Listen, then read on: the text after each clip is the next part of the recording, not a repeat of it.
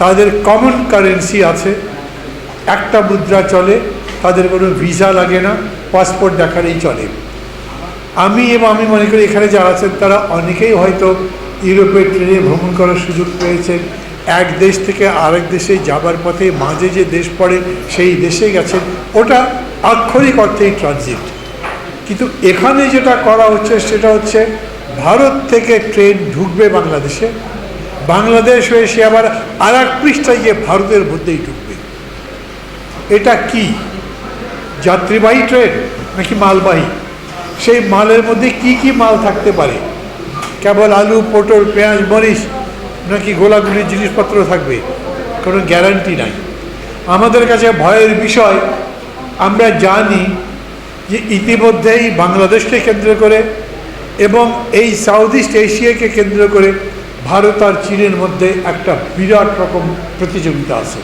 বলতে পারেন ভূ রাজনৈতিক প্রতিযোগিতার মধ্যেই তারা যুক্ত আছে এবং এই নিয়ে তাদের মধ্যে বিভিন্ন জায়গাতে কয়েকবার যুদ্ধ হয়েছে এবং তার মধ্যে দোকলাম একটা জায়গা যেটা আমাদের সীমান্ত থেকে খুব বেশি দূরে নয়, চিকেন নেকের কাছে।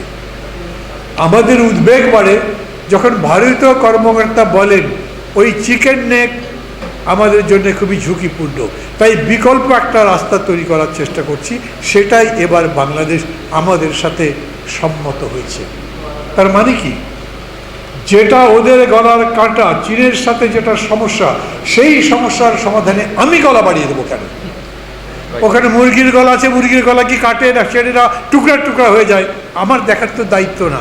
আমি আমার নিজের গলা বাড়িয়ে দিতে যাব কেন? আমার জন্য কি এটাতে আরও বেশি ঝুঁকি তৈরি হয় নাকি হয় না?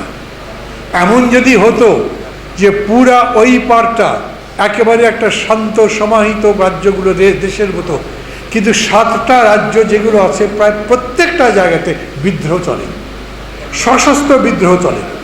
ওরা যে কোনোভাবে হোক না কেন এই পার থেকে, মানে পশ্চিমের জায়গা থেকে ভারত যাতে পূবের দিকে অস্ত্রশস্ত্র সেনাবাহিনী দিয়ে না পারে, যদি বাধা দেওয়া যায় সেই রকম চেষ্টা করতে থাকে।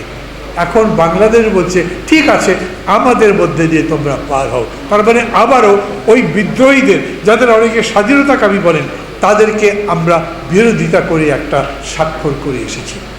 প্রধানমন্ত্রী নিজেকে খুব চালাক মনে করেন, জনগণকে বেকুব মনে করেন। প্রধানমন্ত্রীর জনগণের উপরে খুবই বিক্ষোভ আছে, উনি জনগণের উপরে প্রতিশোধ দিতে চান, কারণ তার পিতার মৃত্যুর সময় হত্যার পরে এই দেশের জনগণ করে বিদ্রোহ করেনি। ওটা ওনার ব্যাপার, উনি কি ভাবেন না ভাবেন তা নিয়ে আমাদের খুব কিছু যায় আসে না। তার পরিবারের শান্তি অশান্তি নির্মাণ করবার জন্য, ধ্বংস করবার জন্য আমাদের কোনো দায়িত্ব নেই।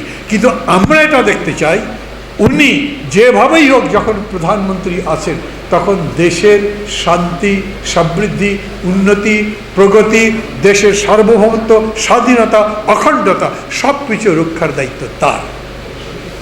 এইটাতে উনি যখন কম্প্রোমাইজ করেন তখন আমাদের তার প্রতিবাদ করা দরকার।